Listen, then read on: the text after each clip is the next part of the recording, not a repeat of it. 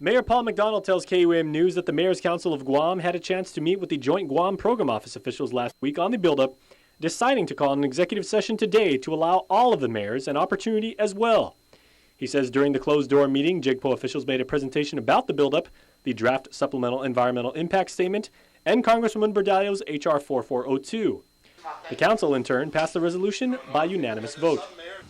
McDonald says the resolution still needs to be drafted and will be sent to Adelup, the legislature, Bordallo's office, and submitted as part of the SEIS comment period. JGPO's Major Darren Alvarez, meanwhile, says the presentation involved letting the island's mayors know where the live fire training range would actually be placed at Northwest Field and what impact it would not have on the refuge. He says the goal was to clarify some of the misconceptions currently out there in the community.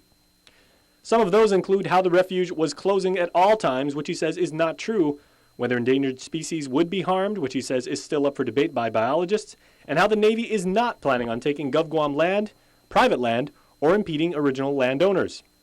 As for Bordallo's measure, he says the bill does not stop the NEPA process, but rather it's Bordallo's attempt to overcome the legal impediments that currently may cause a problem with U.S. fish and wildlife. He, along with officials, made the presentation. Guam senators and Retidian original landowners have expressed concern over H.R. 4402.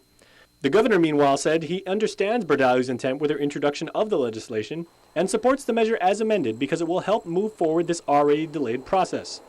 The compromise version includes the possible relocation and reconstruction of the existing structures and facilities of the refuge. Meanwhile, Retidian landowners say they'll be meeting with Bordallo on Guam this week to further discuss the issue.